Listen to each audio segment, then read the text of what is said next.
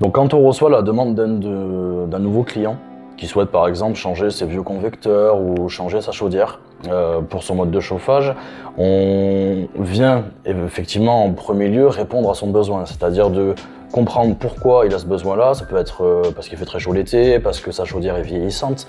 Il y a plein d'éléments comme ça qui peuvent voilà, justifier le besoin de notre client. On vient essayer de comprendre ce besoin-là.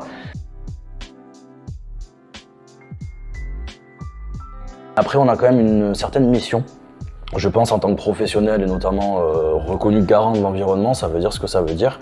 On est là aussi pour conseiller notre client. C'est-à-dire que même si lui, à première vue, il souhaite uniquement le changement de sa chaudière, on vient vérifier quand même des points en amont et notamment sur la déperdition du logement. Parce qu'on sait que la déperdition d'un logement, c'est ce qui va augmenter les factures d'électricité ou de gaz ou de combustible en général, ce qui va faire perdre en confort à notre client.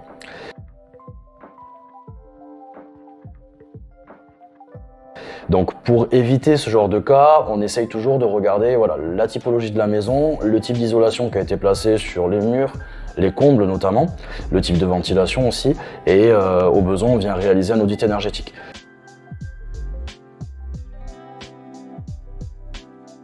Par exemple, typiquement un client, j'en avais un hier qui par exemple, voilà, on était sur une maison qui paraissait très mal isolée.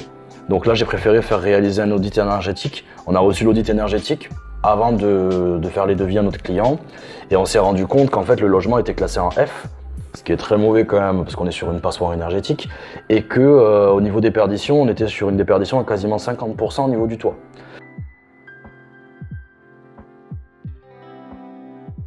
Donc, j'ai conseillé au client de lui faire un devis déjà dans un premier temps pour au moins l'isolation du toit.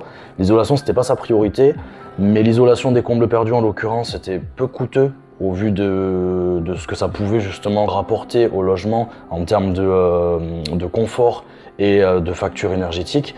Donc du coup on va réaliser un devis sur de l'isolation des combles et toujours garder l'idée du changement de chauffage, puisque dans ce cas de figure, c'était le changement d'une chaudière fuel, donc on est en pleine actualité sur ça. On a cette mission qui est importante de conseil et de pas simplement répondre aux besoins de notre client en se disant c'est bien, c'est ce qu'il veut, on y répond, c'est parfait. Il faut aussi faire comprendre les choses et je pense que c'est aussi important pour les clients d'avoir des entreprises en face qui savent réellement les tenants et les aboutissants du secteur et pourquoi mettre une pompe à chaleur et dans quelles conditions il faut mettre une pompe à chaleur aussi.